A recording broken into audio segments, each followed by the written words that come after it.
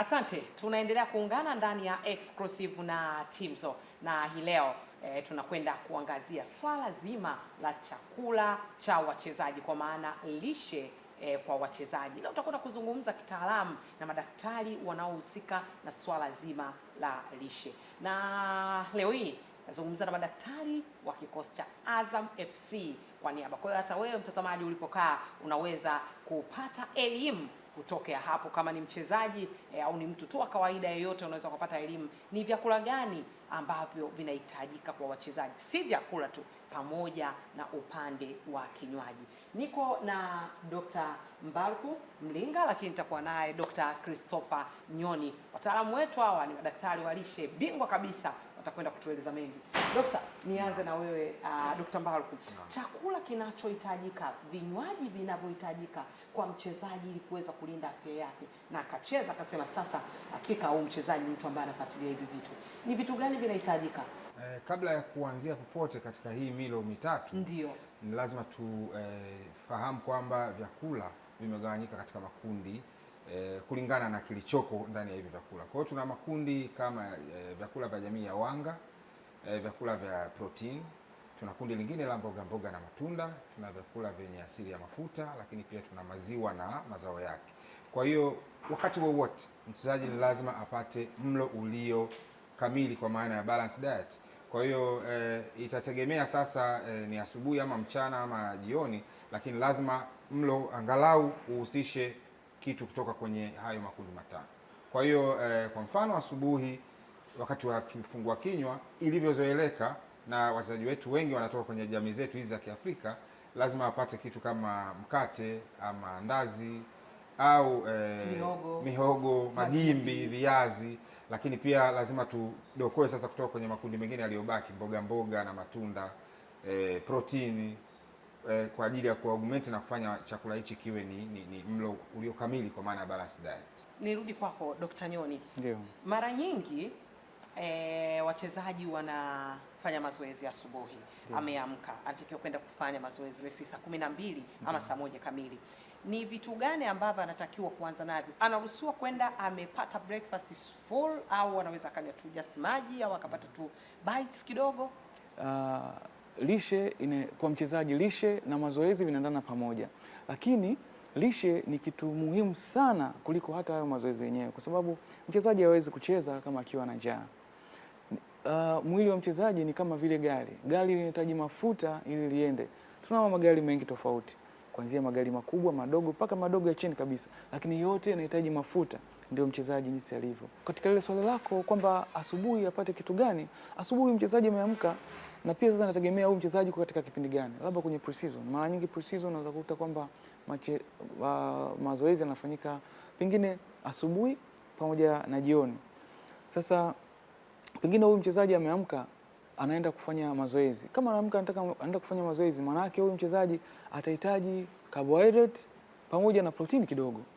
Kwa hivyo sasa nimetaja tu kwa makundi kwa sababu mazingira yako tofauti. Unajua mchezaji aliyokuwa katika timu fulani labda Simba au Yanga tofauti na mchezaji ambaye yuko kwenye daraja kwanza au madaraja mengine.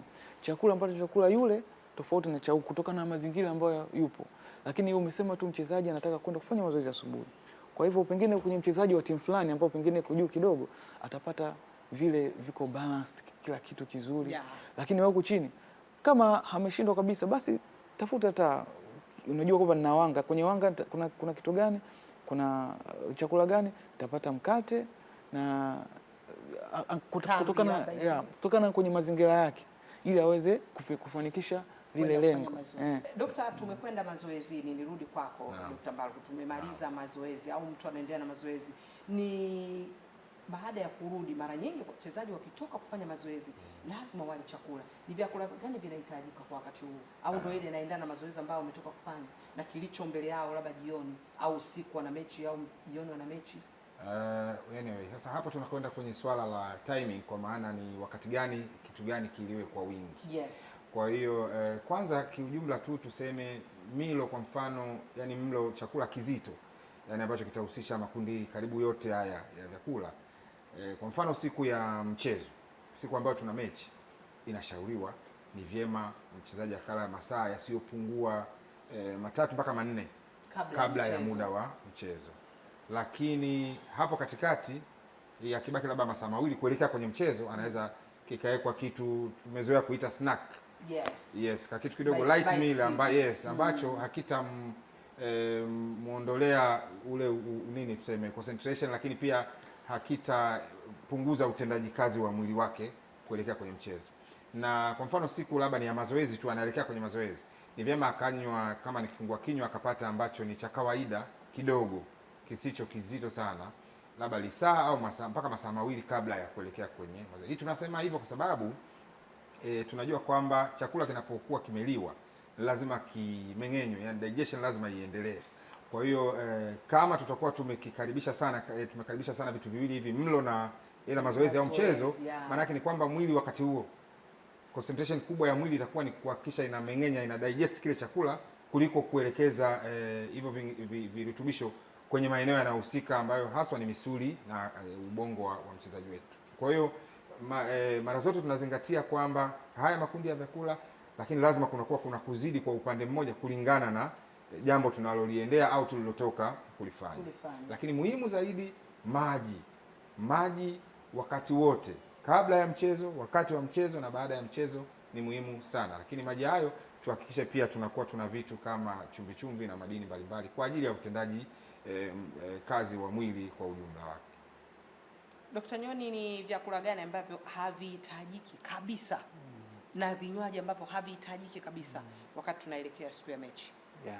Kuna vyakula ambavyo mara nyingi tumeshavizoea sana na pengine hata kwa wachezaji inaweza kuwa ni vigumu pia kuviacha, vyakula kama chips. Kwa hivyo vitu kama chipsi ni vitu ambavyo havihitajiki kabisa. Kuna zile biskuti vinakuwa na mafuta, ambayo biskuti fulani zinakuwa zina aina fulani ya mafuta, zile pia ni hazihitajiki kabisa. Na pia katika vinywaji, soda za aina zote huwa haziwi recommended siku ya mchezo. Na pengine anaweza kama mchezaji na shauri pengine hata katika maisha yake ya soka pengine apunguze kutumia vinywaji vya soda pamoja na pombe. Pombe pia zinapunguza sana performance katika mchezo. Kwa hivyo vyakula pamoja na vinywaji hivi ndio vinywaji ambavyo hatuvirecommend kabisa. Vinywaji vilivyoongezewa sukari ni vya kuepuka kwa wachezaji, ni vya kuepuka unless tuna mahitaji ya lazima sana. Kwa hiyo vinywaji hivi vilivyoongezewa sukari, wataalamu na wenzetu wenye uzoefu na masuala ya lishe ya wanamichezo na nini, kidogo vimesogezwa pembeni kwamba sio vya kuvipa kipaumbele sana. Kwa hiyo kama kinywaji tumesema kuna maji, lakini viko vinywaji ambavyo vinaweza vikatokana na matunda ya asili. Kwa hiyo juices ambazo ni za matunda ya asili ni bora zaidi za kutengeneza wenyewe ni bora zaidi kuliko vinywaji ambavyo vimeongezewa sukari ama processed drinks. Amezungumzia chipsi wakati wa kuelekea kwenye mchezo. Vipi pilau? Ni siku ya mchezo. Mara nyingi wanasema siku ya pilau bwana, leo ni siku ya mchezo, hatuwezi kula pilau. Naam, upishi wa pilau kama wengi tunafahamu unahusisha mafuta kwa kiasi kubwa. Vyakula ambavyo vina mafuta mengi kwa siku ya kuelekea kwenye mchezo sio salama sana, kwa sababu kwanza mafuta yenyewe yana asili ya kuchelewa kumeng'enywa. Kwa hiyo digestion yake itachelewa. Matokeo yake sasa tunaenda kuishia kuwa na mchezaji ambaye digestion haijaisha, chakula anacho tumboni anakuwa na discomfort tu automatically. Lakini pia lengo la kula kile chakula ilikuwa ni ili aweze kupata vile virutubisho vilivyoko. Kwa hiyo kwa mfano pilau ni mchele ule ni jamii ya wanga, tutachelewa kupata kile kilichoko ndani ya mchele kwa ajili ya matumizi ya mwili. Kwa hiyo ataenda mchezaji akiwa na upungufu, yani ni kama gari ambalo linatembea na upungufu wa petroli kwa mfano. Kwa hiyo tusitegemee performance ikawa sawa sawa. Ndio maana hatupendekezi sana kula vyakula ambavyo vimetumia mafuta kwa wingi, na ndio maana tunapendekeza labda hata kama ni nyama isikaangwe, basi hata imeokwa labda ama imechomwa namna hiyo ama imechemshwa tu ikaliwa. Kwa hiyo vitu vya namna hiyo. Ushauri wangu ni kwamba lazima tuzingatie ulaji ulio sahihi, kwa maana ya kupata mlo kamili, yani balanced diet nyakati zote tunapokuwa mahali popote, na na hii itatokana na pengine wenyewe tu kujisomea kutoka kwenye maeneo mbalimbali ambapo wanaweza wakapata hizo taarifa, lakini pia clubs, kwa mfano Azam, sisi ziko nyakati ambazo tunashirikisha watu wengine kutoka nje, wanakuja wanazungumza na wachezaji, lakini sisi kama idara ya tiba na lishe tunaendelea kuzungumza nao wachezaji wetu hata kuanzia wakiwa level ya academy. Hii inabadilisha mindset na mchezaji mwenyewe anakuwa anajua hata kama asipokuwa hapa kwenye labda kambini ama asipokula hapa club, anapokuwa yuko nje ya club kwa mfano, azingatie ulaji ambao tunaoita ulaji unaofaa, kwa sababu akiendelea labda au akifanya mambo ambayo yatamuingiza kwenye ulaji usiofaa, automatically afahamu kwamba performance yake uwanjani, ambalo ndio jambo la msingi, itaharibika na pengine kumpoteza kabisa kwenye ulimwengu sasa wa soka, ambayo ndio kazi yake inamuingizia kipato. Wachezaji wengi wakienda mapumziko, wakirudi mwili nyumba. Mimi nachoweza kusema au nachoweza kushauri kwamba kula ni mazoea. Kula ni mazoea, na changamoto kubwa ambayo wachezaji wanaipata ni kwa sababu mtu ameshazoea toka yuko mdogo, ameshazoea na kula chips mayai. Leo hii unaambia usile chips mayai, kwake ni changamoto. Kwa hiyo kama umeshakubali kwamba mimi ni mchezaji, hii ni professional yangu, chakula ni mafuta, kwa lazima niupe mwili wangu kitu kizuri ili na mimi niweze kuperform vizuri. Kwa kama wewe mchezaji umekubali kwamba mimi ni professional football player, lazima nile chakula vizuri. Kwa sababu sisi madaktari kazi yetu tutakuwa kusema na kukupa. Kama sisi tunakupa alafu wewe unafanya ujanja, unanunua, unakula.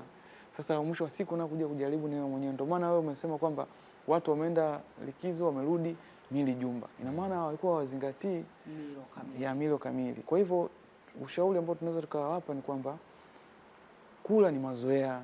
Kwa hiyo inabidi yeye aweze kushinda ile hali kwamba niache chipsi, niache vyakula vyenye mafuta, nile vyakula ambavyo madaktari wamerecommend ili nikirudi niwe sawa. Na kwa kuongezea hapo, utaratibu mzuri kwa idara kwa mfano za tiba na chakula zinazosimamia wachezaji ni kuhakikisha wachezaji hawa wanapimwa kabla hawajaondoka. Kwa hiyo watapimwa vitu mbalimbali ikiwemo uzito wao, pengine urefu, kiasi cha mafuta walichonacho kwenye mwili na nini. Kwa hiyo watakapopimwa, wakirudi wanapimwa tena. Wakipimwa tena ili kujua huyu mtu ameongezeka kwa namna ambayo ni nzuri au ameongezeka kwa namna ambayo ni mbaya, ili tujue sasa hapo kwenye pre-season anaingizwa kwenye programu gani ili kumfanya sasa afai. Kwa hiyo wao wenyewe wachezaji tunavyoenda kwenye kuwapima hivi, anajua kabisa kama nikifanya isivyo sahihi huko nitakapokuwa, nikirudi ninaweza nikaingizwa kwenye programu ambayo pengine itakuwa itanitesa mimi zaidi. Kwa hiyo lazima ajichunge ili asije akaja kuishia sasa kwenye programu ya tofauti na wenzake, ambayo itakuwa program special, yani maalum kwa ajili ya kumrudisha sasa kwenye mfumo. Kuna hii umetoka hapa kwenda kwenye nje ya nchi. Kuna baadhi ya vyakula vya wenzetu ambavyo tunakuta kwamba ndo by professional duniani kote ndio vyakula vinavyotumika. Wenzetu ambao wanaweza kuzungumzia, mimi watolee mfano wawili, wote wa kike kwa wa kiume. Mbwana Ali Samata ambaye amecheza kule Uingereza, lakini tunaye Aisha Masaka ambaye naye sasa bado yuko pale Uingereza. Vyakula vyao wanavyokula, naamini wale inakuwa ni more than professional. Unapozungumzia ligi kuu ya soka Uingereza, silele mama, uwezo kulinganisha na ligi yetu, tunakwenda hivyo hivyo. Wanapata inapokuwa kuna changamoto ya vyakula hivi, nini athari yake? Nini kinatokea? Kwa sababu unaona ukiwa unazungumza hivi nje yao unasema bwana Samata alivyorudi hapa kana tuambia jitahidini kuacha hivi vyakula kama mnataka kuwa professional. Mimi nadhani cha kwanza kubadilisha huwa ni attitude, kwa maana ya mtazamo nadhani.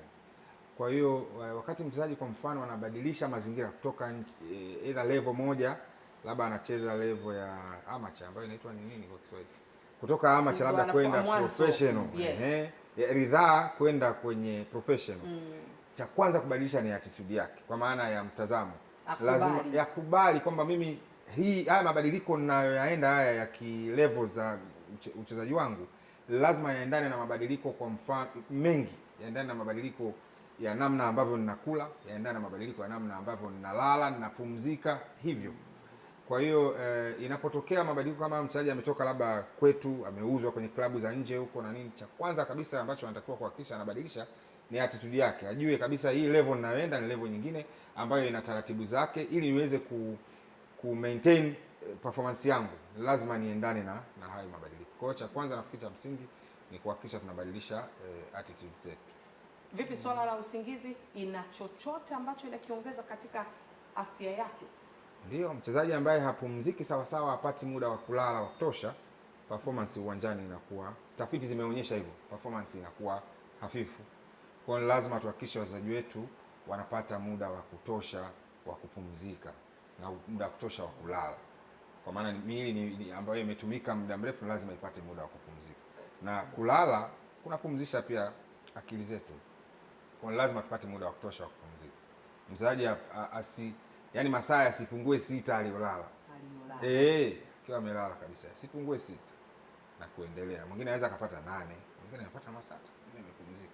Ni sawa kwake, kwa sababu mwili wake unatumika kiasi kikubwa. Kwa hiyo lazima awe ni mtu ambaye anapata wakati wa kutosha wa kurelax. Tulikuwa na Dr. Mbaruku lakini pamoja na Dr.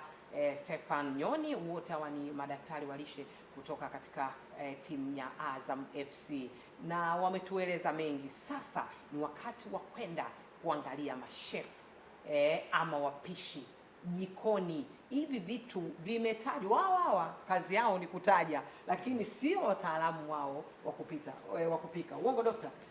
Sasa twende tukaangalie vile vitu. Dokta ameshawaambia mfano leo kuna mechi au kuna mazoezi, wanatakiwa kufanya hivi. Lakini ili mpange chakula mnasikiliza ratiba kutoka kwa kocha, sivyo? Yes. Kwa hiyo mnapanga chakula kutokana na ratiba ya kocha, ya activity ya siku hiyo, kwamba siku hiyo tuna shughuli gani. Ndio sasa tuta communicate na wapishi kwamba leo vipiko vitu vya aina fulani, diet ni hii na hii na hii. Haya, mmemsikia kocha ameshawapatia hawa hapo, na wao wameshawapa kwa maana ya wapishi. Wapishi wanapika vipi? Hawa section yao imeisha. Hem, tuungane sasa na chef.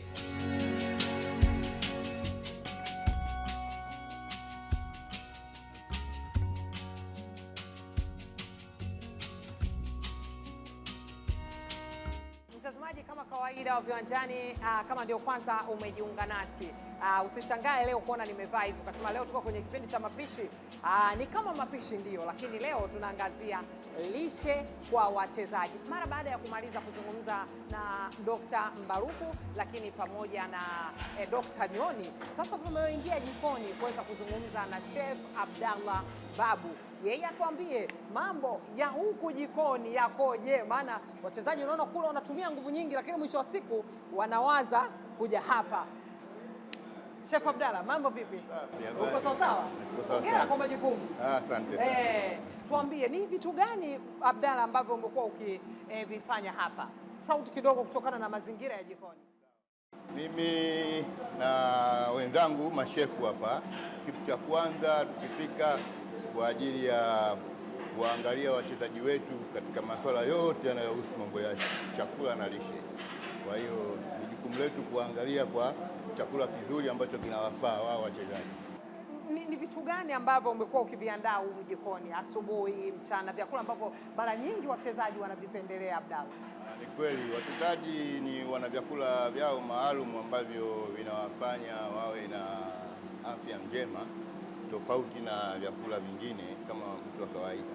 Kwa mfano, asubuhi tukifika unaweza kupata chai ya maziwa na mayai ya kuchemsha, ni mazuri zaidi kwa wachezaji kuliko ya kukaanga ya mafuta. Kwa hiyo mayai ya kuchemsha, supu ya kuku, mikate ambayo imeokwa vizuri, ambayo haina chumvi nyingi wala sukari nyingi, ambayo ipo standard kabisa.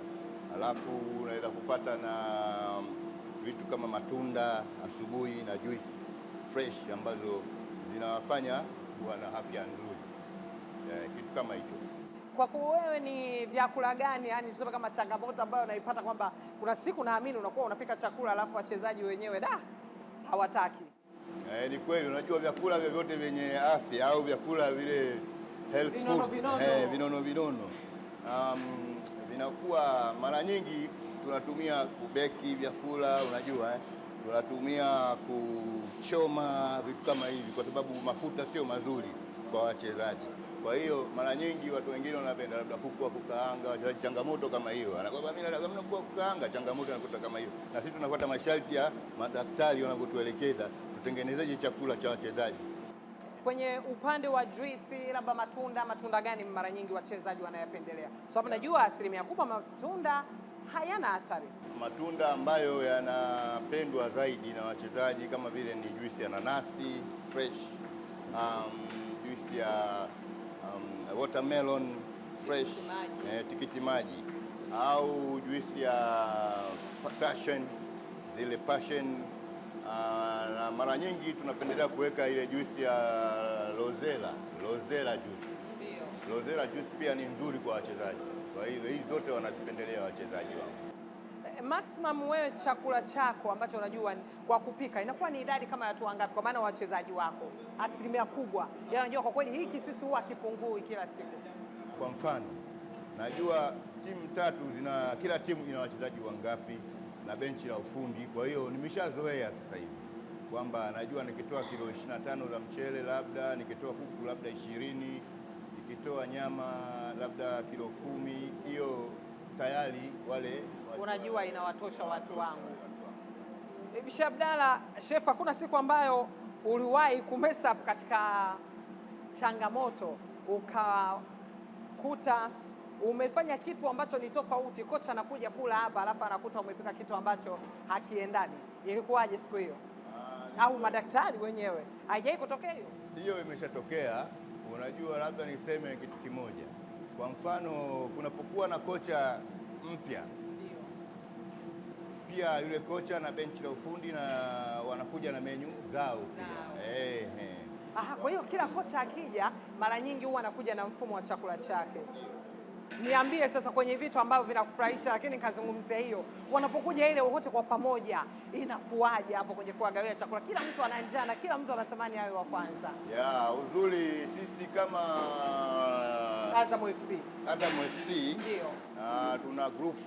Kwanza taarifa zote za milo ya wachezaji au ya group letu linaongozwa na meneja. Meneja anatuma taarifa, meneja wa timu anatuma taarifa mapema kwamba kesho breakfast itakuwa muda fulani na lunch itakuwa muda fulani na dinner itakuwa muda fulani. Kwa hiyo hata sisi tunakuwa tuko tayari, tunaelewa ni nini, watu wangapi au timu ngapi zipo zitakuwa kambini, na kuwa rahisi kwetu sisi katika kutekeleza kupika milo ambayo inahitajika. Mchezaji gani akifika hapa jikoni huwa anakufurahisha, ama wachezaji gani? Maana najua kuna watu wakifika tu unajua huyu kwanza mpaka sasa hivi labda hajaja, ana vituko vyake vya kuchekesha, utundu. Bahati mzuri mimi wachezaji wote ni kama wanangu hawa, kwa sababu wote nawapenda na huwa nawapenda wote. Kwa hiyo wote wakiingia wote najisikia raha. Unajisikia raha. Lakini kuna mtu mmoja akifika, yani kuna watu ambao wakiingia, yani kuna uchesha anaweza kufika pale, "Wa chef vipi? Lea nini?" utani hivi. Yuko mchezaji mmoja anaitwa James Akamiko. Huyu kidogo huyu Akamiko. Utani mwingi akiingia tu, hata kama nilikuwa nyuma huko utasikia anaita tu huko. Kama vile chakula hamna, au nataka umhudumie wewe. Kitu kama hiko, yani chakula kikiwepo, hata kama chakula mimi hajaniona tu basi huwa tayari hajafurahi. Yani lazima aite kwa nguvu, chef Dula. Kwa hiyo huyo kwa kweli roho yake kwatu, na mimi nampenda kwa kweli kwa sababu ana tatizo. Mtazamaji, ndivyo hivyo na sisi ambavyo tunaweza kuhitimisha, umeweza kuangalia kwa ujumla lishe ya wachezaji, ukianzia breakfast, lakini pamoja na swala zima la chakula inakuwaje mchana na mambo mengine yote kwa ujumla. Leo wakati tukizungumzia swala zima hili tulikuwa ndani ya timu ya Azam FC. Umejifunza mengi na naamini kuanzia leo basi, kama ulikuwa hujui, utakuwa ukifuata ule ushauri wa madaktari na ni jinsi gani vitu ambavyo vinakwenda kutengenezwa. Beautiful Kanyigo, Sports Lady Rosemary Timso Karugira, ndivyo nakuacha kwa siku hii ya leo. Bye. Kwa hakika tumejifunza vitu vingi sana Sport Lady Timso Karugira, na tumeona namna ambavyo wachezaji wanatakiwa kuwa. Kwa nukta hiyo, kusema kweli hatuna la ziada, bali tukutakie utazamaji mwema wa vipindi vinavyoendelea hapa Azam TV. Viwanjani kwa leo Ijumaa ndio inafikia tamati. Mimi Hassan Ahmed, asante na kwaheri kwa sasa.